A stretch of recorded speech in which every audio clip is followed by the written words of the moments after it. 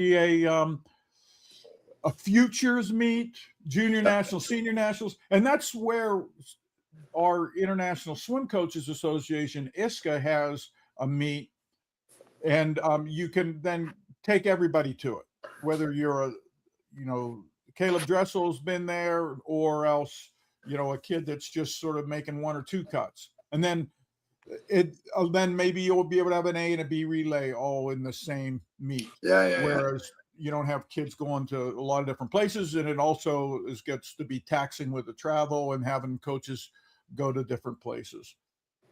Yeah. So, because I think that's what's happening more and more is I do a bit of work with PEI, which is this province right off Maine, and they have no 50-meter pool. The whole Atlantic region has a 150-meter pool, and in Canada, the only way you could qualify for nationals now is long course. So these clubs are having to fly to Montreal or Toronto all the time to get these kids to qualify, and it's how these little clubs go. They go and there's two people.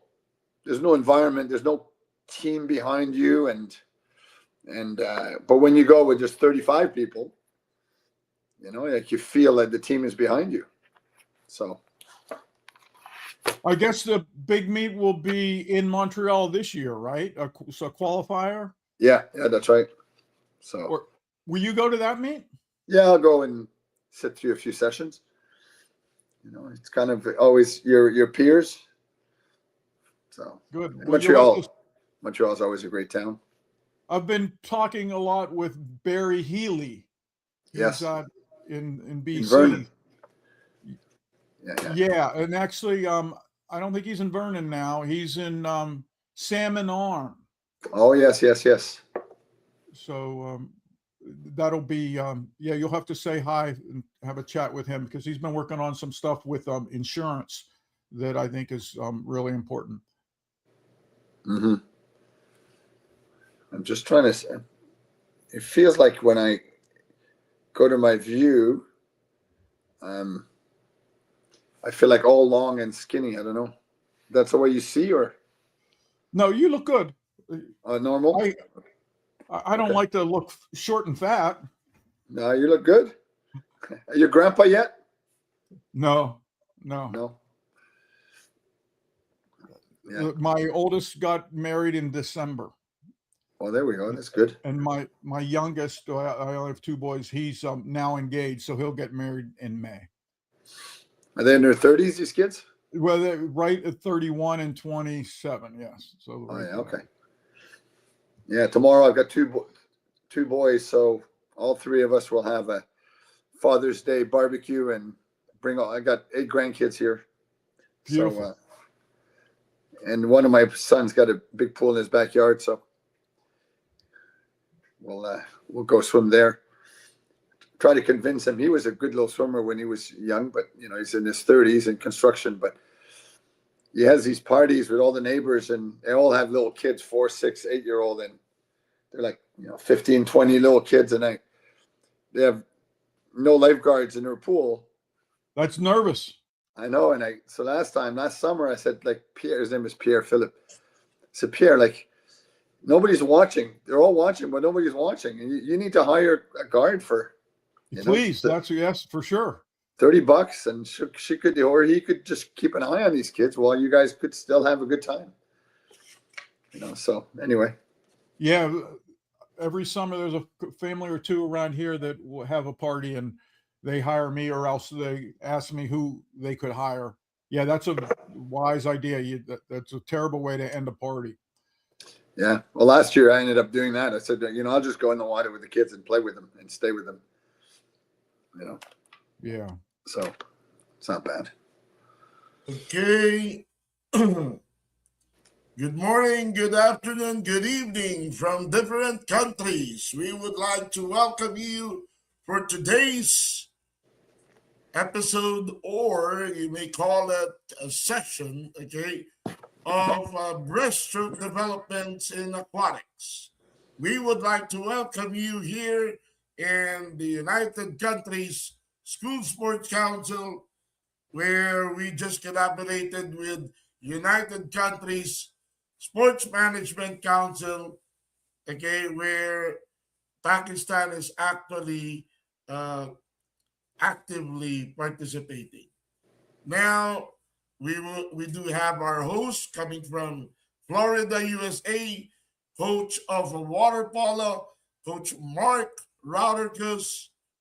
We would like to introduce our speaker for today, the head coach of Australia before, okay, where he is the high performance director and also the head coach of Canada from Ottawa, is none other than the chef de mission before, and I still don't know if he is still the chef de mission till now of Canada, none other than Coach Pierre Lafontaine. Well, Please good. welcome Coach Pierre Lafontaine. Coach, the floor is yours. Well, thank you very much. I'm hoping, if I lose you guys, my computer or my iPad is charging as we go. So if there's a problem, it might take a minute for me to get back in it. But welcome from Ottawa, Canada, and for us, we're only about a week from our Canada festivities, and it's always a great celebration to be a Canadian. But for me, one of the things that was exciting in my life was the ability to work around the world from Canada, US, Australia, and Azerbaijan just a few months ago, India. And the whole point, that the reason I'm bringing this up is the whole point about this presentation on breaststroke is about the fact that as a coach, and I've been at it now, funny enough, I was thinking 50 years this year. It's really important that as a coach, you keep reinventing yourself. And, you're still coaching kids 50 years later or 4 years later or 20 years later. And sometime as a coach, you might even think, oh my goodness, like I've said that last year to people, and I've said that a year before to people. Now I have to say it again. But yes, you do have to keep reinventing yourself. And so for me, tell you a little bit of a story about the breaststroke, is most of my success stories were with distance swimming and middle distance and some IM. And then in 2021, I was approached by China to go and work with them, both in terms of helping the federation in their governance, but also working with the coaches. And so I ended up in this town called Hangzhou. It was the day after they opened the country from COVID. And I meet the direction, and they were having a trials for probably the World Championship that year. Yeah, it was a trial for the World Championship. And they said, Coach, it's great to have you here. It's exciting to have you back here. And we've got this girl that hasn't swum in a year. She's a pretty good breaststroker, and we'd love to know if you'd want to coach her. And all I could think about was, oh my goodness, like, what do I know about coaching breaststroke? And so I said, yeah, let's go. Sometimes you have to put the cart in front of the horses and go for the challenges. And I think, I've personally done that pretty well all my life. Like, I left Australia in 2005 to come to Canada, and they asked me to be the CEO of Canada and the national coach. And I go like, wow, I've never been a CEO. I'm just a swim coach from growing through the programs. And so to me, it was really about putting myself in a position where if it's comfortable, then I'm falling asleep. So I'm going to go and put myself in a very uncomfortable position and make it work, make it happen. So this breaststroke thing was exactly the same. It was, okay, I'm going to watch this meet. And then, I've got 2.5 years to the Olympics. And so this young woman started with the program, and they ended up finding another 5 other breaststrokers to come and work. They're all young kids, 17, 18, 19-year-old. And if you remember this, there was this world record breaststroker boy China Young, that didn't get to swim with me, swam with his home coach, but we ended up training together side by side. And it was one of those, I go, okay, so, there's a few people I knew that were incredible breaststroke coaches in my career. And all I kept thinking about, I don't know if any of you guys have seen those bands, what would Jesus do? That people wear sometime. And I'd go, okay, what would Paul Bergen do? And with the breaststrokers, he had a girl called Cindy Umpu, who was a world record holder. And then I go, what would Barry Prime do? He was a breaststroke coach in Australia when I was there. And then when I was in Canada, I hired Joseph Nagy, coach, Barrowman and some great breaststrokers. And I go, okay, what would Joseph do? And I kind of rethought my whole approach to breaststroke as a challenge to me as a learning process also. I do also believe that breaststroke, you need to think breaststroke a bit like you need to think butterfly.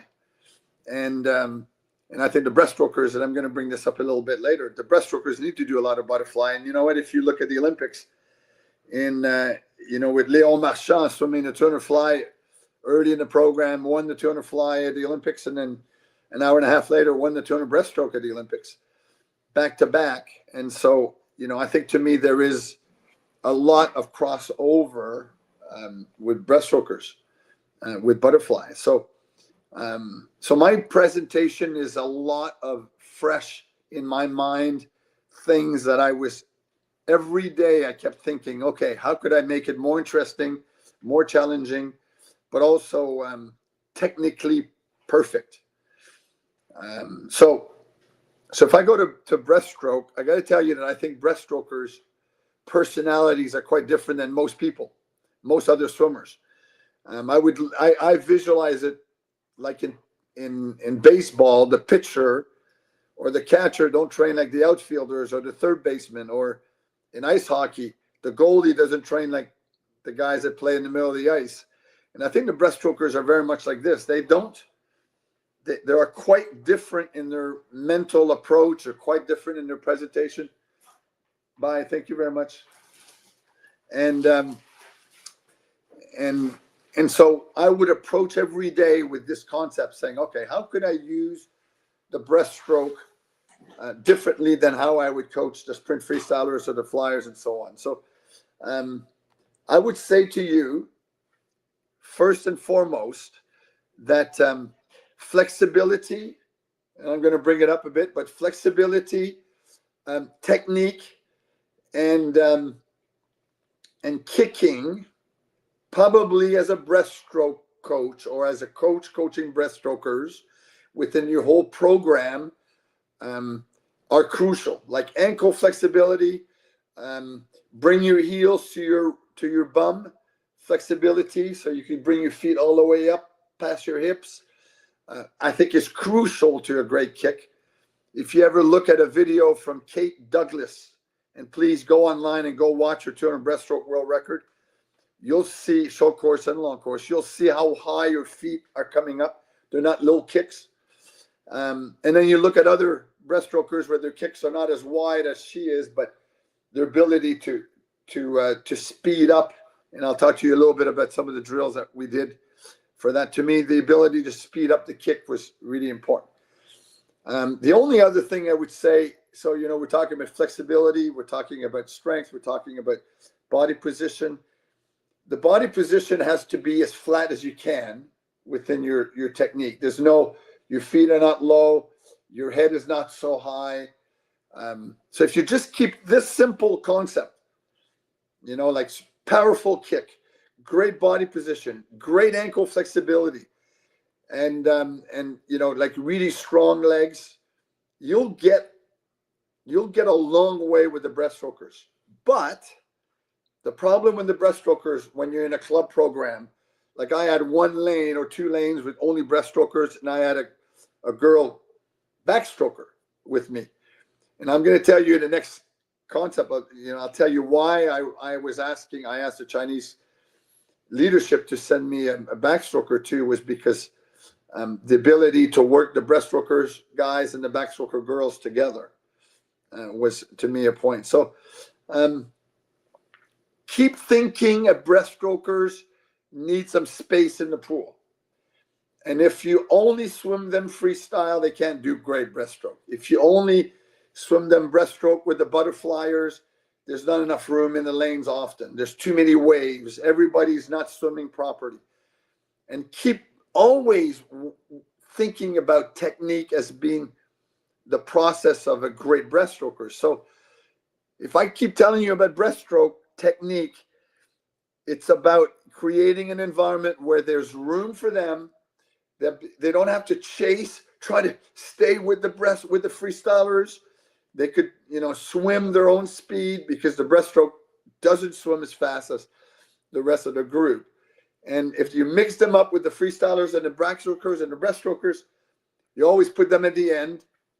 And often, especially short course pools, by the time they get going, the freestylers are back around chasing them. So you got to be patient with them and poised in the approach. So even when I was coaching clubs, I did have some good breaststrokers, nothing world-class breaststrokers, but I was always trying to find a way to put them in one lane. And, the end lane is no good, because they kick the wall all the time. So they changed their technique not to kick the wall, and they get hurt. So you put them in lane 2 or lane, the second lane. So there is room for them to kick, or like they need to pull really wide. So all of these concepts to me is about creating the environment where they could do their work. That's really important. The other aspect is for them, and I'm saying this just in terms of training, for them to push breaststroke off the wall flat all the time is not what you're requiring on the push off or the dive. And so to me, the push off needs to be at an angle where they go towards the bottom. So I'm going to bring it up. It goes like you push, you go 1, 2, fly kick, pull, you straighten out, 3, 4, kick, you come to the surface. So to me, the down is using the gravity on the push and the fly kick and the pull, and then using the buoyancy on the kick up so that you could get yourself to the surface. The bigger problem is a lot of the younger kids, and you could see that in a lot of the strokes. I help a little 11-year-old and 10-year-old little girl here, and they always, when they come to the surface, freestyle and butterfly, they look up to the surface. And it's to get them to keep their head down till the beginning of the pullout, so their head goes down, down, down. Then they get to the first breath on the first stroke with their head down. And if you ever do tests with your swimmers, just that alone, again, that's technical, but that alone will give them another 0.5 of a second, only because they keep their speed going, but also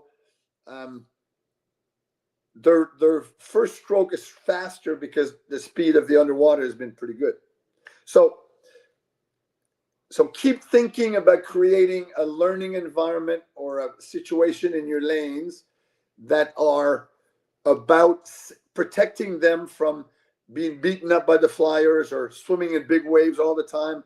They just can't hold their stroke, or they have to lift their head up too high. So that would be one thing I would like to emphasize early on. You're not just training them. It's not training.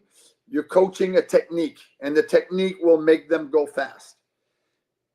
In Canada or in North America, if you're doing cross-country skiing, it's like swimming.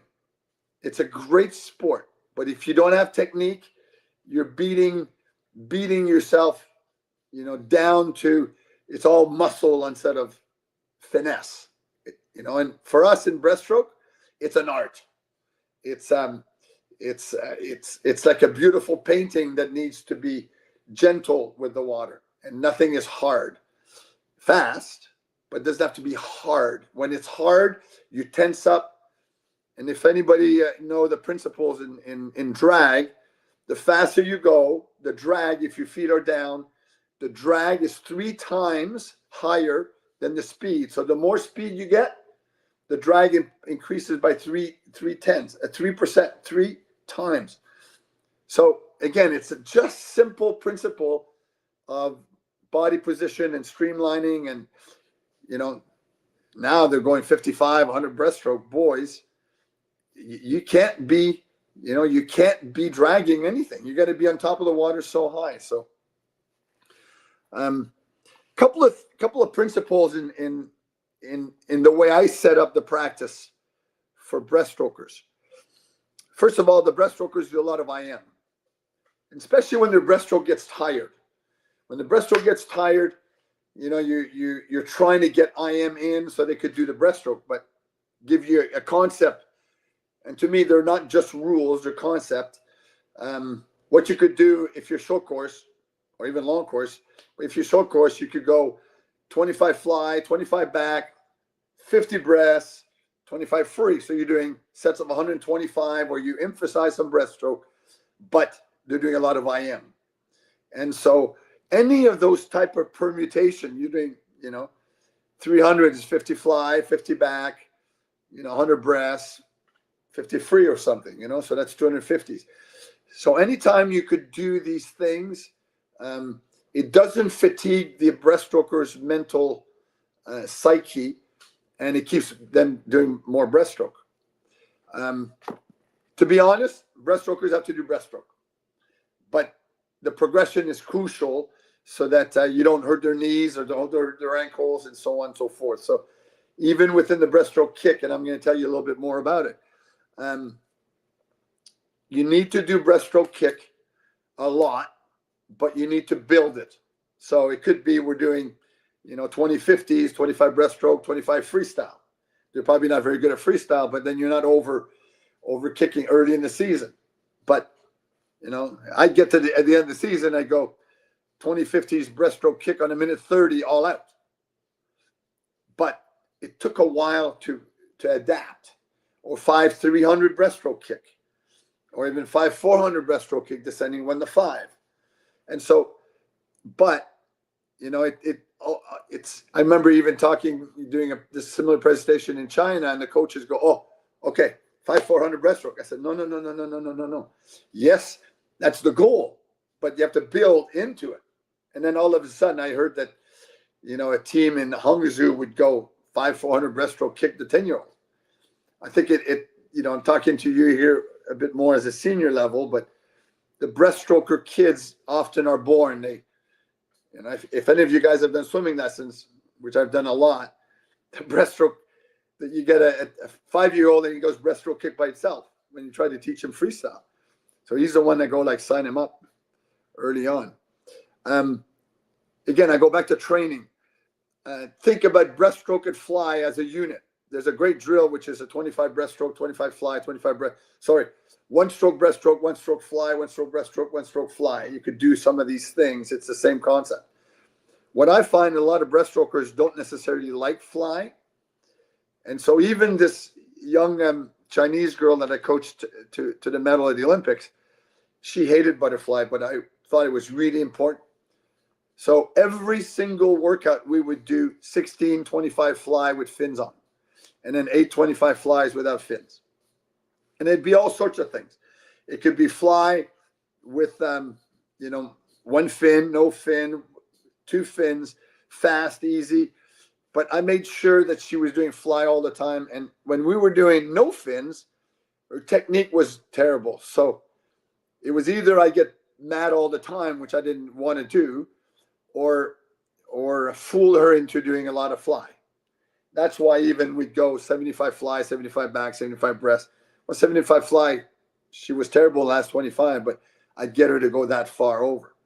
But for me to get her to go a set of 100 fly was a waste of my time. So I'd pull my hair and she'd be terrible at it. She didn't like it. The rest of the workout was not good. But find ways to get these kids to do a lot of fly. And to me, I look at fly for these kids that are not good at it, like I look at math in school. You don't do math on Friday all day and no math the rest of the day. Or you don't eat protein Friday all day, but you don't eat protein the rest of the week. So you need to do a little bit at every workout. And then, you could fool them, fly kick underwater, and so on and so forth. There's lots of ways. I mean, often the coach's biggest issue is our own imagination. We stop thinking. We go back to the routine of the simple, always the same things. And, even if I get bored as a coach when I coach them, they're certainly getting bored by the concept. The other thing is putting the breaststrokers in one lane, racing the girls' backstrokers. So, the girls' backstroke world record is 56. The breaststroke world record is.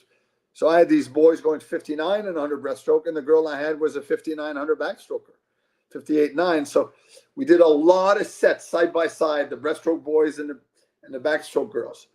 And even, try to get the breaststroke boys to go as fast as the backstroke girls kicking.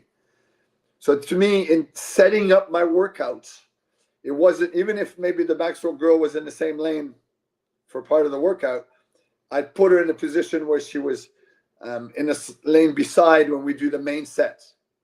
For example, it'd be 20 50s, 1 easy, 1 fast, 1 2, 1 3, 1 4, 1 5 fast ones on whatever interval I needed for them to do the time I want them to do, which was the boy breaststroker. I want him to go 29s.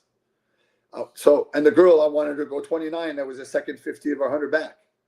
So that worked really well. They help each other. And so, again, set up your workout so the breaststrokers have the ability to race, but also give them the room so they could do the technique properly. The other thing that I would do a lot with the breaststrokers was 10 seconds apart instead of 5 seconds apart. Because they would, some are really good kickers, they would catch up and then slow down and so on. So 10 seconds apart gives you the ability to give the room that you need, and you're not waves in your face all the time and so on and so forth. So it's just a matter of setting up your practice properly. I certainly, as a coach trying to learn or seeing, go online. First of all, this gotv.com is a great platform. There's thousands of videos and drills and so on. I'll talk to you a little bit more about drills, but first of all, you have to imagine your drills. You've got to think about what works for one kid and doesn't work for the other kid in breaststroke. Often in breaststroke, I would say, okay, you're going to do this drill for kicking, and the other one we do another drill, And so it becomes a bit more personal approach to the coaching. Like I said, Kate Douglas is a really good example to watch. I think Leo Marchand, there's a lot more and more videos that are underwater of Leo, and I think some of them are pretty good. You think if these are the new ones, but you guys probably don't know, but I think Phelps was often a medalist in the 200 breaststroke at U.S. Nationals and the world record holder 200 fly, So there's any great, and, a world-class IMer. So I think all of a sudden a breaststroker that do fly a lot and do a lot of IM becomes, even for us in North America and the NCAA, you get a good breaststroker. Wow, like the college system are looking at it because they could do breaststroke, they could do IM, they could do relays, and some of them could do fly. So it becomes a good product for the college system. The body position that I'm looking for is always flat, with the head is down, like your ears are between your arms. The hands are at the surface of the water. A lot of time your kids will go and they do the pull in training, pull, and then they dive down with their hands. And to me, they have to push up with their hands so their hands become a surfboard. And their head doesn't knock down. The head goes down gently with the stroke trying to be at the surface. One great drill with that is take a tennis ball, and they could hold the tennis ball like this, and then they throw them like that. So their head doesn't go up and down, their shoulders go up and down. And it takes a little bit to adapt. So often when I do private lessons with them, I'll go 25 breaststroke with the ball, 25 breaststroke without the ball. They throw me the ball and then they swim breaststroke without the ball. So their head, they learn to keep their head steady and it doesn't go up and down. you'll see some videos, the hips are out of the water. They talk about this wave thing. And I agree with all of that. But I think the one thing on a day-to-day training program with them is when they kick themselves at the surface. It's almost feeling like they're pushing upwards. If all they do is always push down, breathe, go down. So that's, to me, one of the most important things, especially when they get tired in training. They do that, and you got to keep reminding them. You can't do that at the end, though, if you're coaching at the end of the pool. You got to coach on the side of the pool, walk up and down, give them feedback, and get off your phone. The phone's only good for taking videos. If you're on your phone, I mean, I don't know if I said this to this group or not, but could you imagine the teacher of your 5th grade child that's on their phone half the time when she gives lessons? You know, as a parent, you put your kids in a program so they could be the best they could be, and the coach is on their darn phone. It just kills me. So to me, you know, put your phone away except if you want to do a video. Or you go watch, you know, for me, whenever I take a video, I try to do a screenshot of technique that I'm looking for, and I use it to show the technique that I want them to do. The other thing I think is crucial in the kicking part of the body position is to kick. If you see me, to kick and not kick down, but kick behind and up, so that your feet get behind your hips, and then you're floating at the surface. So to me, that's also another thing that when you coach from the side, you could see if the feet stay below the water or they come up to the surface. And so whenever I had trouble with my breaststrokers in China, often it was I'd forgotten to remind them to get their feet up, or I get frustrated because they were swimming very fast. But, you know, I wasn't looking at their body position to give them feedback on body position. So it becomes a flat structure as long as possible. So one of the things that I love doing with these breaststrokers would be these sets of 850s on a minute 30, if it's long course, with the least stroke possible. Like they do the pull out, and then they count their stroke 1, and they try to see how long they could be. And, you know, I mean, this breaststroke boy that went 207, that was finished 4th at the Olympics, he got to do, with a dive, he got to do 3 strokes for 50 meters. But it really helped him understand his body position. The girl was 2nd of 100 breaststroke, she was 5 strokes for the 100, for the 50 breaststroke, 50 meters, you know. So that's a really cool drill. So when you train a program, it could be, we're going to go, you know, if it's short course, I don't know, 12, 25, do the least stroke possible. And these kids get down to not 1, but 3 or 4 or 5. And normally they would go 11 and 10. So it takes them a while to get the feel of riding the water, feet up, head position down. And also, you know, when they catch with their elbows up. They're like this and not like this. So the hands are up, your elbows. If you see a video of Kate Douglas, the elbows are at the surface and they scoop around with their hands. The way I envision it, you've got a bowl of cookie dough. It's a round bowl, and with the outside of your hands, you try to scrape around the bowl with the inside of your hands through your stroke, you know. So it can't do it when your hands are down. So you got to get your elbows up and even ride with your elbows up like this. All right. You could, like, I got it done with this little 10-year-old girl that I was working here, and she was in a breaststroker 6 months ago, and she ended up winning the Ontario regional breaststroke meet. And you know, it was all about riding up high and using your feet. Because I'd say, you know, again, the other really good drill when you try to teach the kicking up is this drill where you go 2 kick 1 pull or 3 kick 1 pull. So you kick up, you know, and get your feet up behind you. Also, if you pinch your bum together, that helps the core of your body. The other thing I like in the hands, that your hands when you recover are like this. They're not like that. They're like this, like a surfboard. And as you stretch, you roll and you start this way. So it's not just flat, like you're recovering like this, and you push, and then you rotate, and then you catch. Because if your hands are like this, your elbows are low. As soon as you get your hands up, it lifts your elbow. So as a coach, you need to look at that. It's got to be you coaching the technique all the time, not sometime, all the time in breaststroke.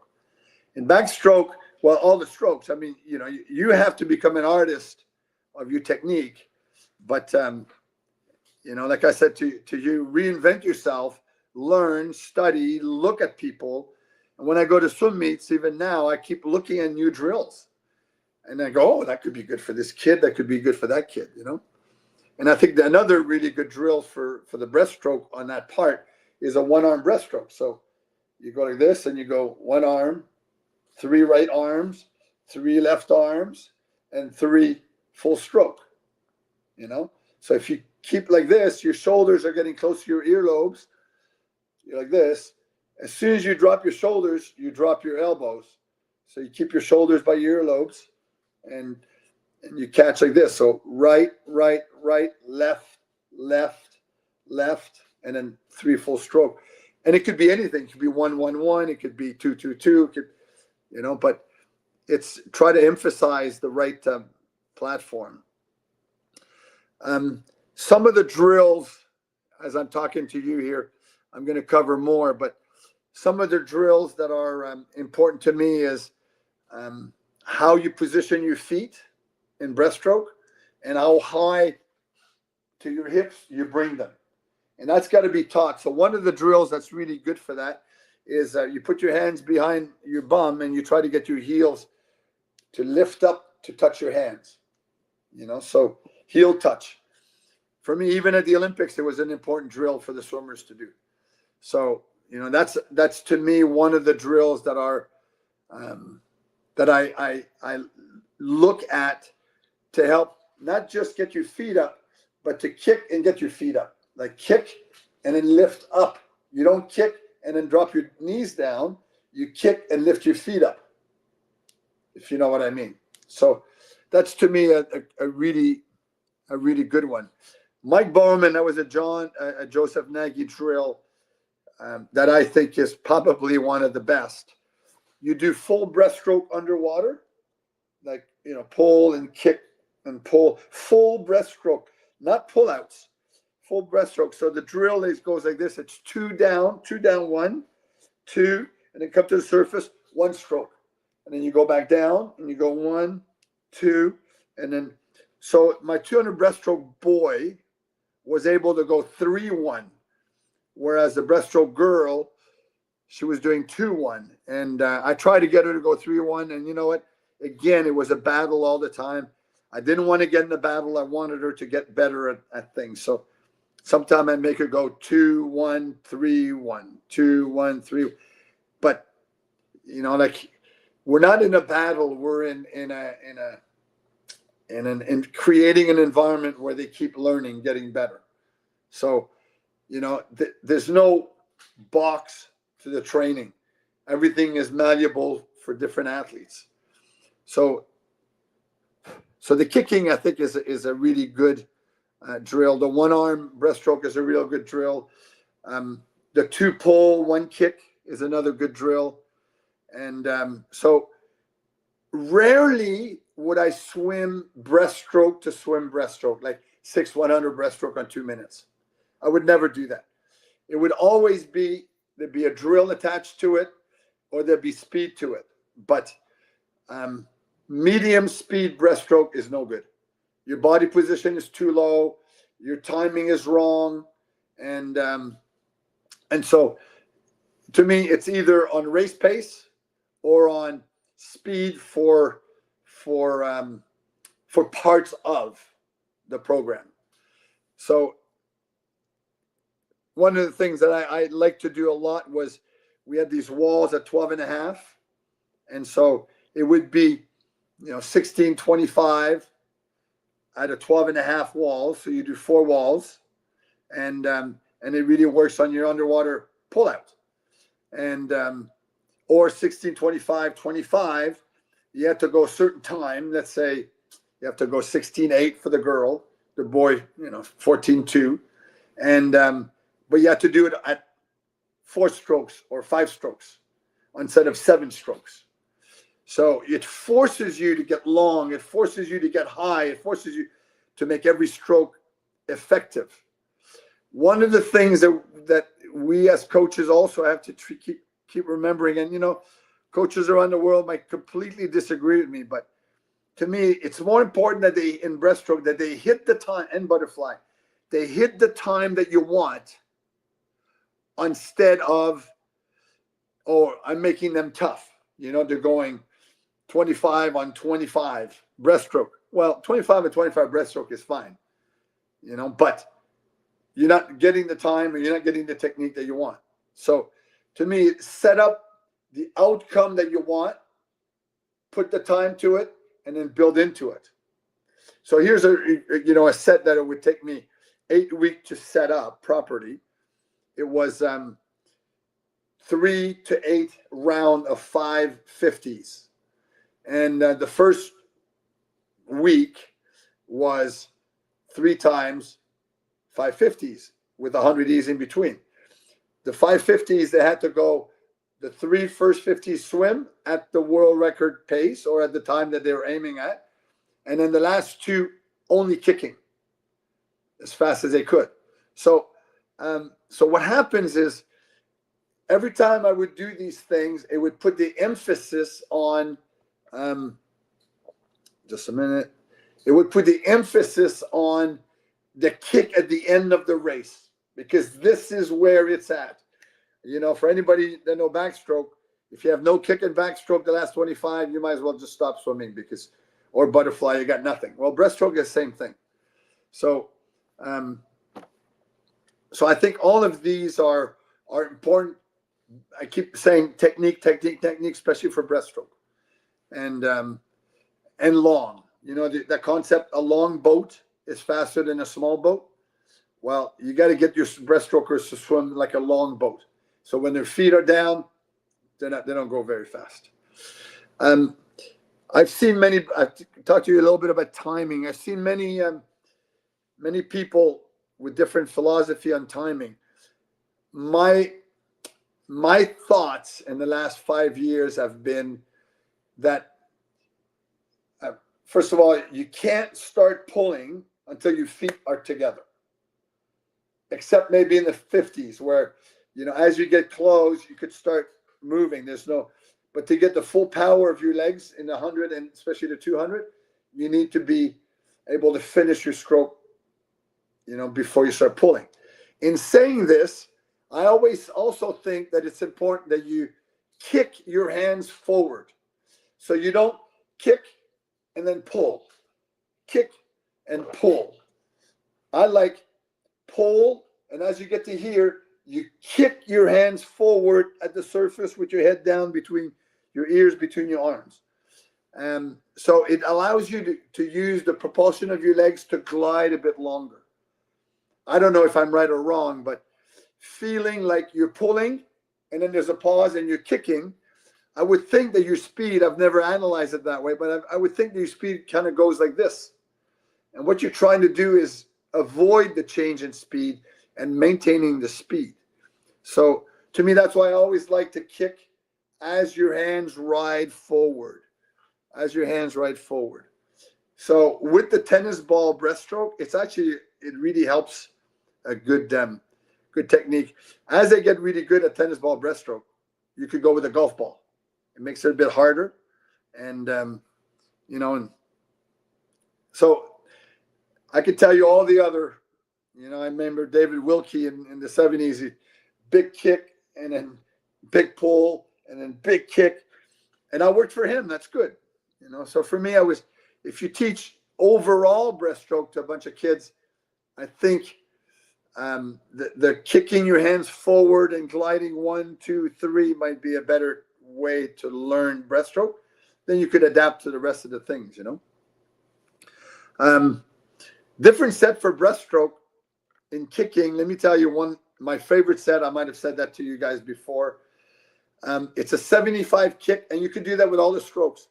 It's a 75 kick all out, faster than their 100 swim time. So if you go, 55, 100 fly, you have to kick 75, kick faster than 55, 100 fly swim. Then you do a 50 easy swim, and then you go a 25 kick all out. And again, set time, get your watch, know the times. For me, it was trying to get these kids under 17 seconds and the breaststroke boy under 15 seconds. His best 50 breaststroke short course was 31.6. And his best 100 breaststroke short course was 107.9. Whereas the breaststroke girl, her best 100 breaststroke kick was, if I remember, 114 or 116, but the 50 was 36. So, when you do, remember the set I just said, 350 swim at race pace, 250 kick.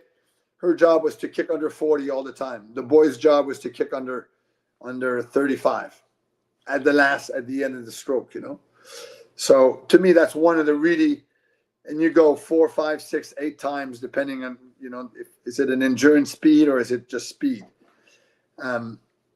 So, I mean, that's one of those sets. Another set, which would be something like 1050s on race pace. Again, the interval is important. The interval is allowing them to go race pace. If they don't go race pace, then you're wasting your time. You're just going fast breaststroke. So the set would be like 1050s on a minute 30 with 100 easy. 850s on a minute 25, 100 easy. 6, 4, 2, 1. Stuff like that. They're pyramid up, pyramid down. As I coached and as I grew up coaching in the system here, we used to do a lot of progression, 1 to 5, 1 to 4, 1. And, as I got through my coaching career, I didn't like progression because you really didn't ever get the whole of threshold because you're doing it, you're going to go fast, but you're only going one of the 4 100s that you're trying to go fast. So it would be, I would never do that. And so anytime I would go breaststroke, there'd be, like 850s kick on 130 all out or 850s kick on a minute best average, stuff like that. So I think to me that was part of the game. I'm just looking for other, I think another set that I liked, and I got it from Bob Bowman. So Bob would do this set of 4 100 fly, 4 9am, 4 100 back, 4 9am, 4 100 breast, 4 9am, and 4 100 free, 4 9am. So I took it and did a permutation to it on the 200s. It'd be 450s and a 2 9am, 450s kick for the breaststrokers, 2 9am, 450s pull, 4 9am, and 450s full stroke at race pace, 4 9am, or 2 9am, sorry. And so, or I coach like even 100s, 425s. So you take the roll, Bob was setting it up for Leon in IM. I just took the ideas and kind of adapted it for what I was looking for the breaststrokers. The thing about the young coaches today that we as older coaches, the only way we learned was talking to other coaches. Oh, what do you do for this? And what do you do for that? And I remember, I could tell you this, I remember when I moved to Australia in 2001, often in the US and in Canada, coaches were talking and going, oh yeah, but United States swimming doesn't do this for us, or Canadian swimming doesn't do that for us. And I remember thinking, like, rarely as coaches did a coach come to you and go, that kid looks really good. Have you thought of maybe trying to do this too and help each other? Because, we're not trying to beat dog eat dog. We're trying to help each of our country to get stronger so that we can be more competitive. But then I got to Australia, and I was a week in Australia, and I went to a conference, and all it was for 3 days was, How could we help each other with technique from Ian Thorpe or Grant Hackett or Michael Klim, or how could we adapt it to, and the coaches at table going, okay, well, what would you do with this kid and with that kid? And it was just brilliant. And I remember going that's why the Australians are so close to beating the rest of the world, because they're not beating, even if they're competitive as hell together, they're not beating each other. They're trying to help each other. Power for breaststrokers to me is crucial. And the way I use power for the breaststrokers is through power racks swimming, pulling, kicking for 15 meters, 20 meters, 25 meters, surgical tubing, parachutes, weight belt to force their hips down so they could work at getting their hips up. And I would often, probably 3 times a week, would do this set where we'd go 16, 12, or 8 50s on no interval. It was one easy, one fast, and the fast one with fins and paddles, the biggest paddles you could get, breaststroke, was you need to pull faster with fly kick, faster than the breaststroke world record. Every one of them had to be faster than the breaststroke world record with big paddles. So you could imagine the amount of power that you're generating. And I was often at the end, not often, I was always at the end of the workout. So whenever they get to the end, then I'd add that to it to even keep moving the speed, the height on top of the water, and so on and so forth. You might not remember this guy, but there was a guy called Sebastian Coe. He was a miler, world record holder in the mile. And his point was, everybody trains like this and then go home. So I train with them like this. And then that's when I start, at the end of workout, that's when I start my race pace, when I'm exhausted, and I make it work. And I keep remembering that all the time. So power, there's a weight room power, and then there's the weight room in the pool. So whenever we do weights, that session, 3 times a week for weights, that session, we do power in the water. We might go 1,200 meters, 1,500 meters. After the weights, we'd go 400 easy. Then we'd start putting, and like the breaststroke boy that went to a 7, he would pull on the power rack 25 meters with 100 pounds on the power rack. So, that was, and we time it. You try to go faster. We'd go 4 rounds pulling, 4 rounds kicking, 4 rounds swimming. And then the backstrokers would be fly kick underwater, 4 rounds of 15 meters or 20 meters fly kick underwater. And we'd put the breaststroker kicking with them. So to me, the power rack and the tubing is okay. The challenge with the tubing is if you want to measure things, which we should be measuring, well, you need to always use the same tube because they're all different. Whereas the power rack or the parachute, it's always the same because they own their own parachute. So there was a lot of that. One of the really good tool that I used towards the end, but also at other time in the 80s and 90s, were the sponge. So you have a belt and a rope, and you get one of those cleaning sponge that's about this square, and you tie the rope at the end and you let it drag behind. It drags at the water surface. You can put 2 sponge or 3 sponges. It drags at the water surface and it doesn't change your body position. Whereas sometimes the parachute pushes your legs down, and because the parachute goes down like this. The power rack is good because the wire, the cable is behind you out of the water. Pulling, I wouldn't be scared to do pulling, and you adapt to it. But if you're doing pulling with the freestylers, 400, maybe the breaststrokers, it's 300, and it's go 25 breaststroke, 25 freestyle. Or if you have a good breaststroke puller, you go 50 breaststroke, 25 freestyle.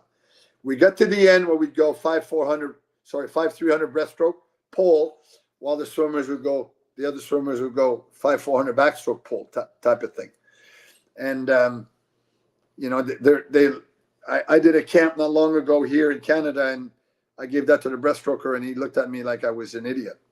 Anyway, I saw him 3 weeks later, and he felt like, wow, that really helped me. And I was just, a progression of a set. So pulling for breaststrokers, I don't tie them tight. I want their legs to move so they have a rhythm. It's not like even backstroke. I find when you put a band on the backstrokers, they lose their technique. It's really hard to get their hips up. Well, if I do don't let their legs, they don't kick. Maybe little kids would kick and you have to adapt. But the senior kids, if you talk to them about why it's important not to kick, most of the time they listen to you. So it's about keeping the rhythm. Because if they stiff up, they change their technique, they drop their elbows, it's kind of like driving a Formula One car on a NASCAR track. It's like irrelevant, really, at the end. Like I said to you, kicking is for me, is really important. I find any stroke you should be putting into your system, including your little kids, 20 to 25% kicking. And if you have kids that are not good kickers, maybe one group goes 50 kick, the other group goes 25 kick, 25 pull. Like, it doesn't matter. You just want to adapt. Your best kickers will kick better, and you improve your not so good kickers.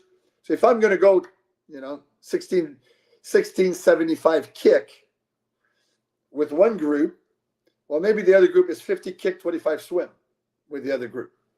Or 25 kick, 25 pull, 25 swim with that group. So, it's how do you build their confidence in the kicking? Because if you're terrible at kicking and you always make them do it with the good kickers, well, they don't see themselves as a good kicker, and then they don't give up. They just don't feel like they're part of the game, I do kicking off the walls, holding onto the wall, one hand at the top, surf, one hand underneath, kicking on the wall like you would do with swimming lessons for little kids.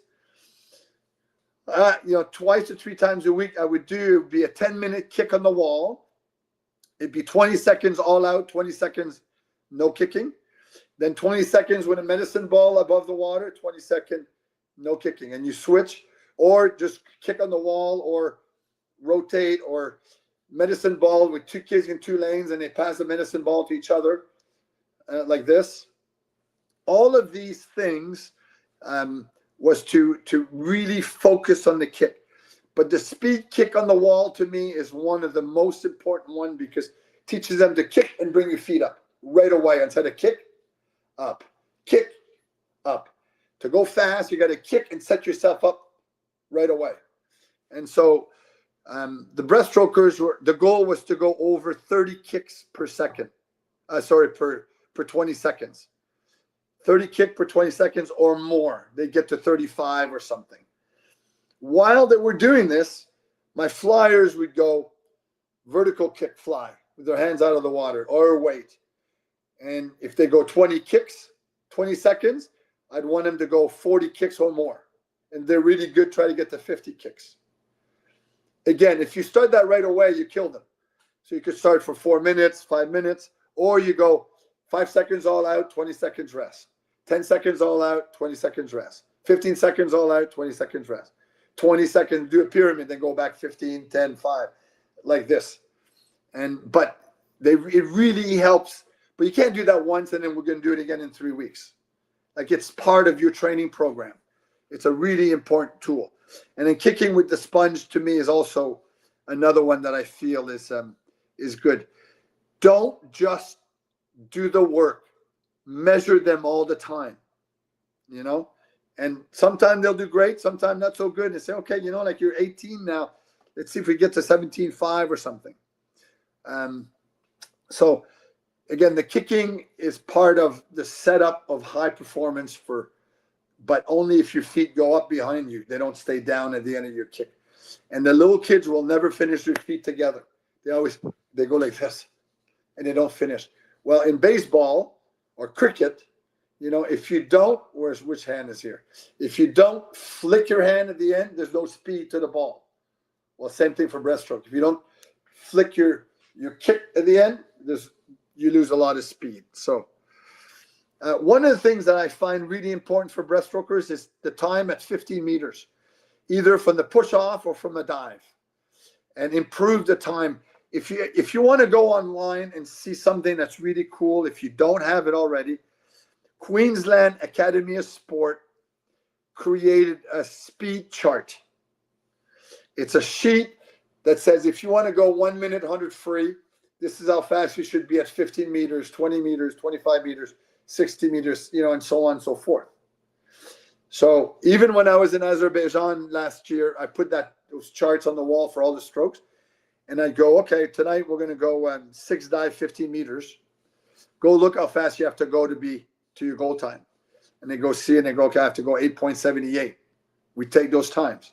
Or 20 meters.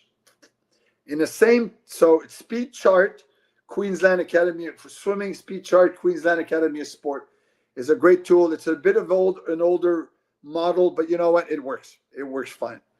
So you could, I know Shannon Rollerson, who coached a world record holder or the Olympic champion as a 16-year-old in early 2000, he would use that a lot. But he'd go sets like, okay, we're going to go 8 dive, 15, 8 dive, 6 dive, 20, 4 dive, 30, not 25 because you're always comparing time at 25, and then 2 dive, 40 meters, for example. But you have to be at the speed that you want to be for the world record. If you understand what I'm trying to say here. So to me, that's the speed chart is a really cool platform. I talked to you about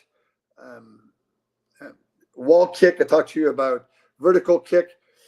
Sculling and breaststroke is really, really, really important to learn to swim with your hands and elbows up at the surface.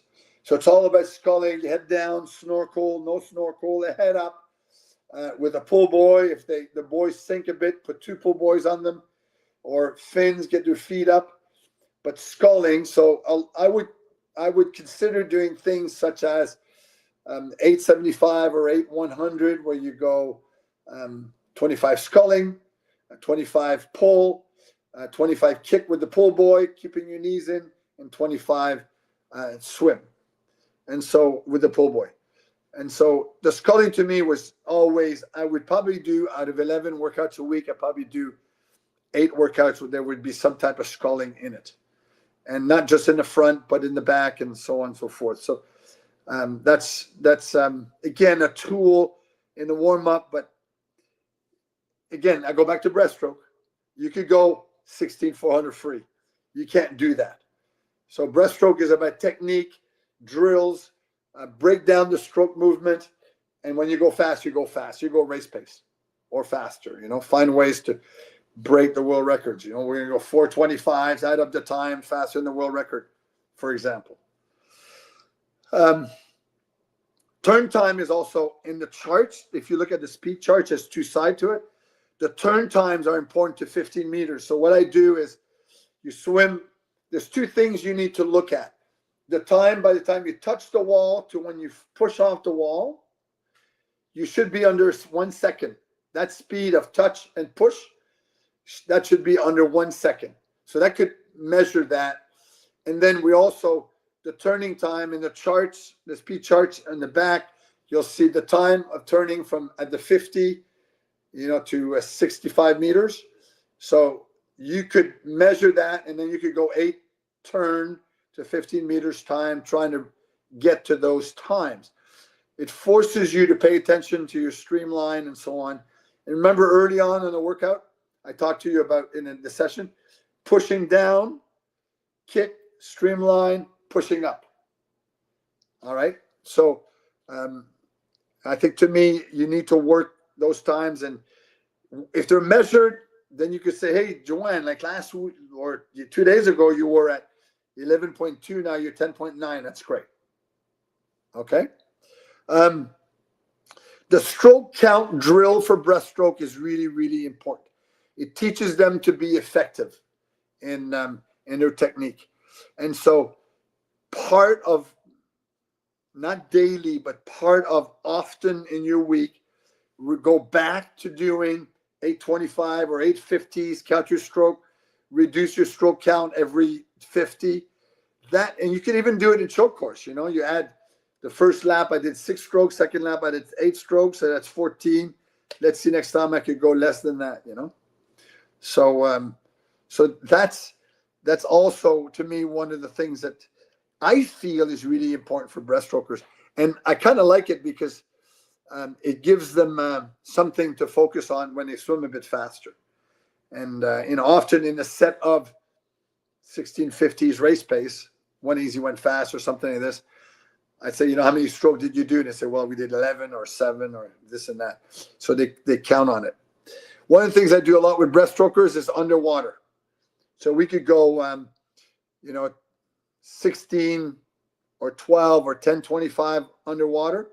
And the first one, you're allowed 3 breaths. Second one, you're allowed 2 breaths. Third one, you're allowed 1 breath. Last one, you're allowed 0 breath. Well, with the senior kids, we would do it long course. The first one underwater is you're allowed 3 breaths for 50. Second one, 2 breaths at 50. Third one, 1 breath at 50. And then a 50 underwater. Now, you start that, they don't make it. But you go, hey, you were 31 meters last time, now you're 36 meters. You're getting better. And I find that we used to do this in the warm-up at the international meets also. For some reason, it fires up your system of survival system so that it kicks in your lungs to be more efficient. Is it just in my mind? Maybe it is. But the swimmers really felt it was useful to them in doing a lot of that. And the last thing I'm going to talk to you about, it's an hour now, is the 2 pullouts. A lot of time, and I got that from Mike Borman and Joseph Nagy, a lot of time we would do sets of 50s breaststroke for the good breaststrokers, and they do 25 if it's 25 short 25-meter pool. We go 25.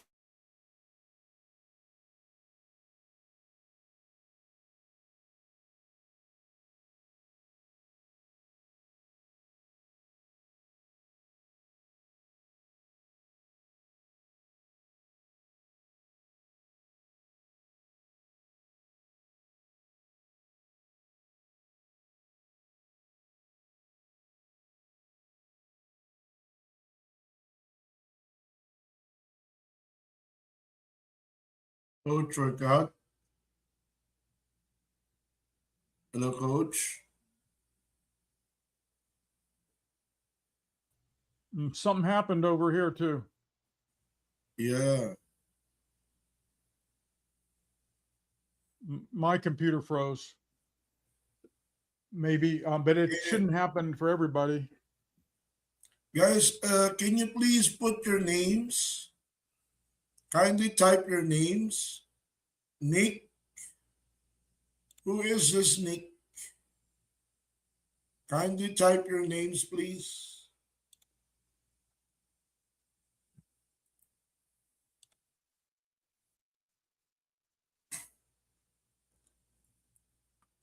Okay, you can just send me your uh, what's this? Send me a message so I can send you the certificate. Okay.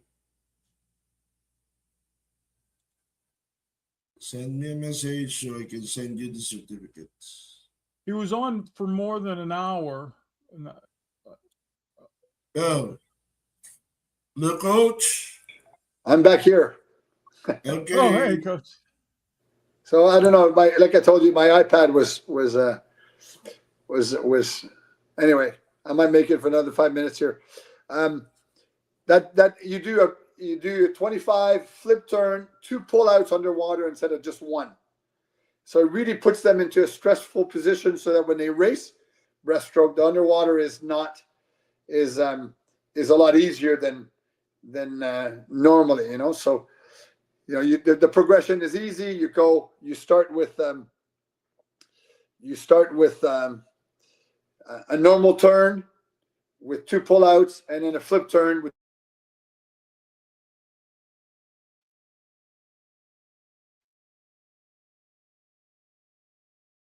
Oh boy.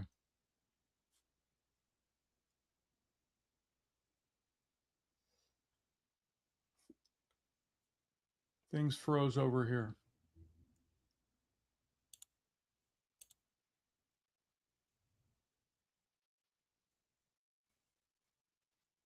Coach. I think coach is having a hard time with with the signal.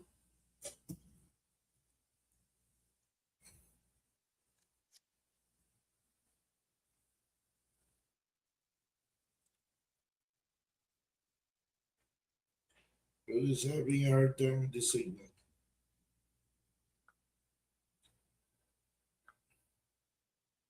Try to call him.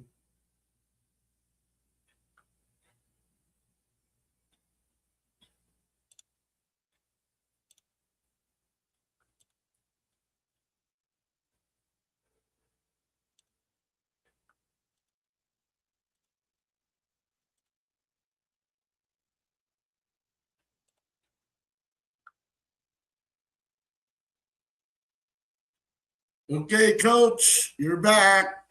Yeah, I'll probably only back for a minute or two because I'm trying to charge this thing at the same time. So if you ever want to give your coaches my email if they want some more questions, please feel free to do that. Okay. Hey, Coach, when you do the kicking in the breaststroke sets, how do you do it? With a kickboard or no kickboard? Yeah, I do it with a kickboard because I think it's really important to keep your body position. When you do it without a kickboard, the only thing I do without a kickboard is when you touch your heels kick. But I don't want, again, I don't want a battle of trying to catch up and so on and so forth. I just keep it simple. Kickboard on top. They try to push the board down a bit in the front so that it keeps your hips up. But I think it's kicking. Yeah. And, even egg beater kicks sometime with the board, but. And then I like those 12 and a halves. Yes. Bob Gillette used to do flex lane bulkheads. Did you ever run into him when you were in Arizona? Coach Gillette? Oh, he's froze again.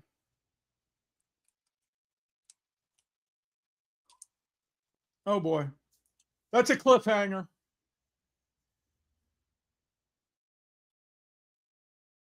All right. I think we should adjourn, Dennis. I do have a video that I can show for 15 minutes afterwards.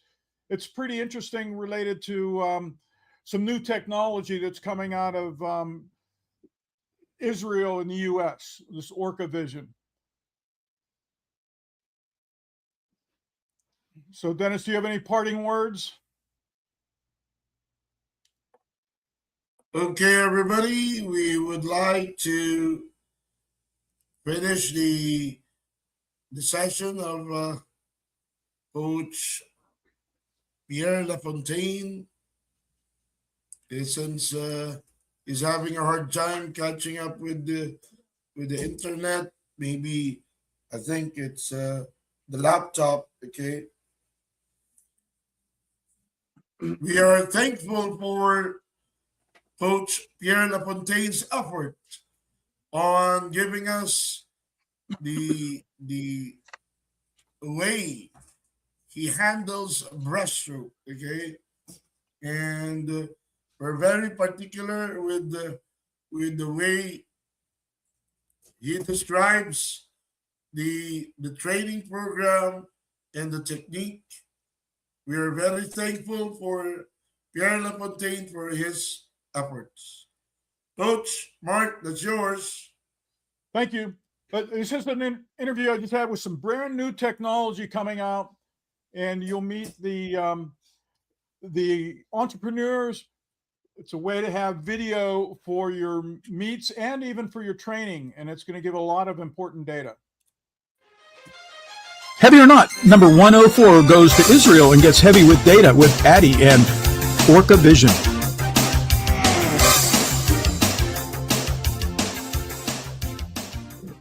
I'm in Israel, but Orca Vision is incorporated both in Israel and the US.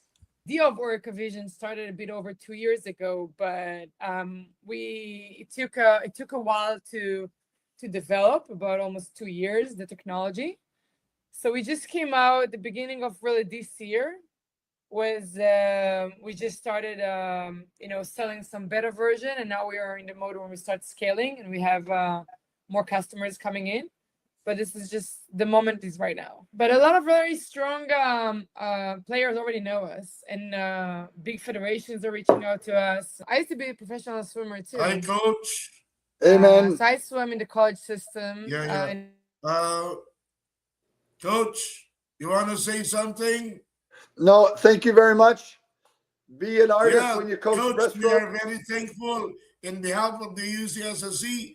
We don't have the right words to say thank you, and we would like to again take advantage of saying, Coach, we are endlessly thanking for how many times that you gave us the efforts of sharing your knowledge now in breaststroke. Again, ladies and gentlemen, we would like to say thank you. And Coach Mark, you have your last words. Okay. Coach, Thanks, you Coach. want to say something? It's Coach great to have you. Pierre? Coach. Sorry. Okay, guys. Thank you. Thank you. Okay, Coach. Coach.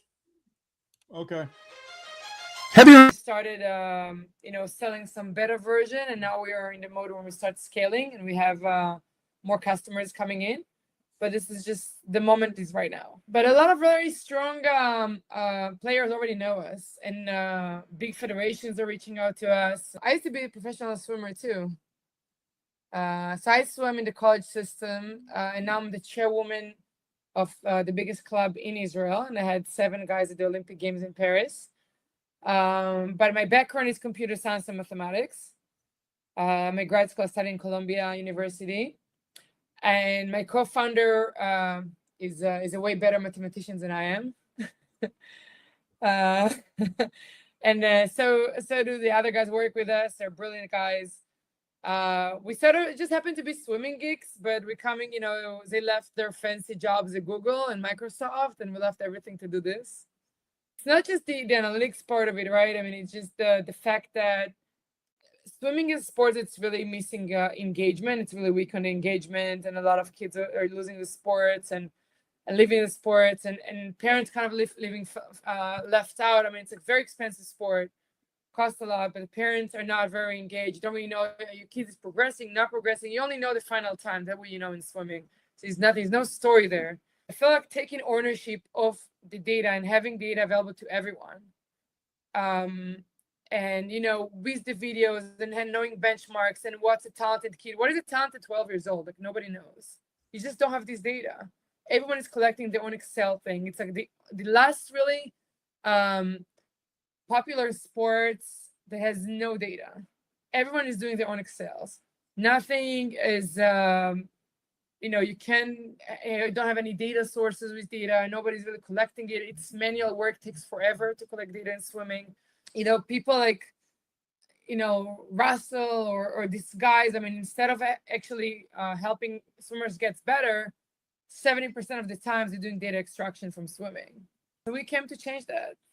And also being able to extract data at scale in real time can also serve as broadcasting. If you look at broadcasting in swimming, like we're supposed to pilot with Eurosport this summer. Eurosport is under Warner Media. They reached out to us and they say, I mean, we have nothing to say about swimming in broadcast. I mean, you just know who got first, who got second. You have no idea there's no story there. So being able to break every race and every swimmer to like skills, right? Like who has the best, underwater, who's to the 15, who has, the most efficient stroke, who lost speed towards the turn, who did better turns. I mean, who had the fastest, like maybe surface speeds, like who lost more speeds on the breakout. I mean, there's so many parameters you can calculate once you turn into, computer vision. And we're collecting between 20 to 40 data points every second of the video for every swimmer. This is how much data we're sitting on. So repeat that because that was hard to get my head around. 20 to 40 data points every second of the video for every swimmer. in 8 lanes or 10 lanes. 8, 10, 8 or 10, whatever you have. Yeah. With how many sources, like cameras? Just if it's 25 meter or yards, just one. And if it's 50 meters, we use 2. Really, I mean, the idea, also was to make it not too complicated, right? I don't want to install 9 cameras around the pool. Nobody's going to install it. But if you put 1 camera, that's easy, right? We come, actually, our integrator come, install it, takes an hour maybe. We calibrate it remotely. That's it. You're ready to go. So the ease of use here was extremely important. And another thing is that on the same system that installed for the racing, we actually do training. So we have Orca Vision Train as well, which is another product, but using the same infrastructure, right? Think about having a GPS and accelerometer on the entire pool. This is what we have. This allows us to do some very, very sophisticated clinic-based Orca train stuff. We can determine exactly your inner cycle speeds. I can know how much percentage of your speed you lost on the breakout. And we've seen so much data already. I've seen even the SEC. We analyze the entire SEC because we're installed at the University of Tennessee. I've seen top swimmers, world records, swimmers losing 30% on the breakout. This is not good because, others are working on it, they're losing 12 to 13% on the breakout. And you see these top swimmers, they just don't know. And even the best coach in the world does not know how to tell 0.2 of a second in his eyes. He just doesn't. So he can tell you okay, try to correct this and do this. Okay, it might work, it might doesn't. But he only knows the final time. But could be actually the part that he worked on wasn't faster. So being able to have the entire picture here, it's a real game changer. And also being able to use it in training and in competition, like when you have the same system, comparing apples to apples, it's pretty amazing. And just I'll throw some numbers just from the beginning of the year, from the installation we have so far. We've analyzed over 25,000 races. I don't think in the world in the last 20 years you have 25,000 races analyzed. And this is just the very beginning. So we're talking about masses of data and really can transform this sport, from so many levels. And I didn't even talk about coaches' education yet, which is super important piece here. This is one of the, the most important section in my opinion, because data is great and parents are smart too. Sometimes they're smarter than coaches, but eventually you want coaches to get better and understand. Some of them even, very strong coaches can get intimidated by all this data. So okay, what do I do with this now? So I think education is extremely important. And I think this tool can actually help educate a lot of coaches as well. Once we get all the infrastructure right, and we already connected with very strong educator in the sport. And a lot of top coaches knows about us. As I said, Matt Credich, but David Marsh is on, and Dev Silo knows about us, and Sonia Porter, she was the technical director for Singapore, and she's a great educator. And the list goes on and on. So we have really top coaches on top of it in Europe as well, not just in the US. But I feel this can really sort of put everything together, parents, coaches, swimmers, broadcasters, educator, all sort of on the same infrastructure, and learning so much from it and improve the sports eventually, right? This is what we came to do. We love the sport. Where do you have some installs? Where have you gotten those 25,000 races from? I have a few competitions in Tennessee, actually. This was the first pool we installed in the US. We have a couple more orders in the US. I'm not sure I'm going to say the names yet because we're in the middle of signing a contract, but I have 8 more D1, top NCAA, top 20 schools. And I'm going to add more. As I said, we just started. I have a few clubs in Europe. I have in Southeast Asia. I have in Singapore 2 systems. 4 big NGBs federations that order a few systems. I'm not sure if I can say the names yet.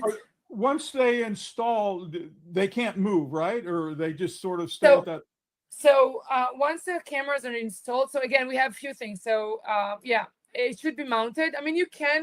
We came to the TYR Pro, USA Swimming invited us. So we mounted it temporary.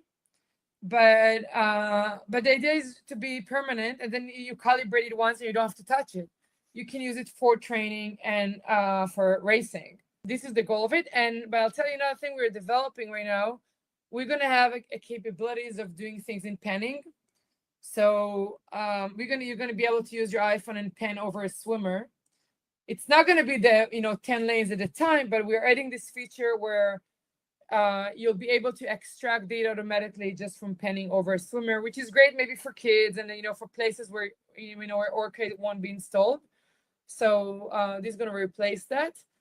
But yeah, the idea is to be able to compare yourself against yourself and your competitors, right, over time.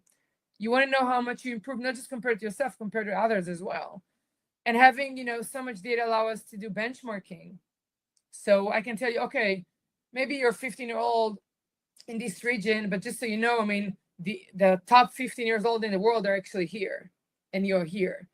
So once you have so much data, you can start doing this kind of thing. So all the tools out there, they exist. I mean, you take the video and then you have to manually tag and like stroke. We have zero tagging. We don't do that. We use pure computer vision, mathematics, and physics to automatically extract those matrices. So you don't have to do the tagging. So this is the major difference here, is just the automation part of it and also the accuracy. I mean, we've tested against so many benchmark and manual benchmarks, and there's we haven't seen any human that does it better. So we're very, very, very confident at this point that we're extremely, extremely accurate. The IM and everything, right? Everything. The data goes from the camera to a local PC. No. It doesn't go to local PC. No. The camera, first of all, on device itself, we can do some of the processing we do on device, and some we stream to the cloud. So as soon as the race starts, we start analyzing while the race is going. So the race starts, we stream to the cameras, we stream, from the camera, it streams to the cloud, okay? We do the analysis, then it updates our dashboard. We have live dashboard, so think about it, you have a race, and the swimmer is not even, maybe didn't even walk over to you, and you have all the results in an iPad. The entire race. So it takes, a few minutes, everything is out. And, if you think about short races is one thing, but think about like a 1650 or 1500, who is analyzing those? So once you have this automated, or the 400s, even 200, it takes so much time to analyze those manually. It's a terrible job. There's a lot of mistakes there. Just from the idea that every lens is distorted, all the manual tools don't take into consideration distortion. So just to begin with that, you have a lot of places where you can actually have mistakes in the measurements that you extract. Just from the fact that you don't take into account distortion, and none of them actually do. Some of them, they can count buoys, they do all kind of things. I mean, things are pretty cool tools, but I mean, in terms of accuracy and speed and scalability, right? There's nothing really to compare there. Well, then how does your Orca know that the guy in heat 3, lane 3 is Sally or whatever? Okay. So in competition, it's easy. We sit on the same network as the timing system. So wherever you have actually a board where you can, see the results, we get the same feed. So that easy. We just know who is who. And what we've developed as well, where you can actually run Orca race in training. Let's say you do race pace training. Okay. So in your team, it's either right now, I mean, as I said, the Orca train is still in development. But right now, you know who you are, which team, which swimmers you have, so you can actually choose them and place them inside the app. But we're actually planning something automatic, very, very cool. But I can't say it yet because it's our proprietary thing, and I don't want to be out yet. But we're planning something extremely cool, but it actually will know who is who just from the cameras. So it's coming up very soon. Maybe something. I can't tell you everything yet. Okay. They were going to wear a barcode on their cheek. Well, maybe. But yeah, I mean, I think the technology is pretty amazing. And think about, another use case we thought for it could be VAR in swimming. There's not really VAR in swimming. So you have referees standing in the 15-meter line and saying like maybe who crossed the line, but we know exactly where the line is. They don't really. So this could be another use case, for VAR, for example, and we can also be a timing system places where they don't have touchpads, because we recognize a swimmer, every little, centimeter, so we can figure out where he touched the wall. So that's another use case eventually that we're working on. And maybe, replacing all the volunteers that come and have to take time in all the, small leagues that you have. Easily, soon we're going to replace those as well. And instead of writing things writing things on paper and then have to go to another system to type them in, you can just do it automatic. You don't need this for it.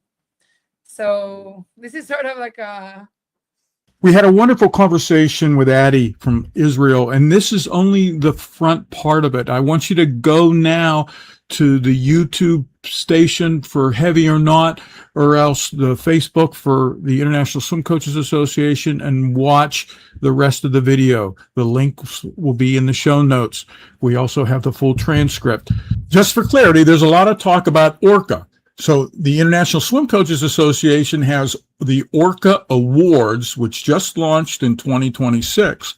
Also launching in 2026 in the marketplace is Addie's company, Orca Vision Company, ORCAVISION company, COMPANY, and that'll take you to her website. Thanks for being a guest, and thanks for subscribing to the podcast, Heavy or Not.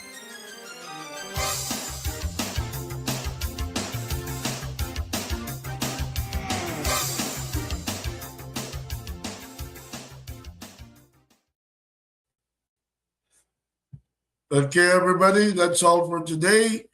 We are very thankful, for your presence or attendance.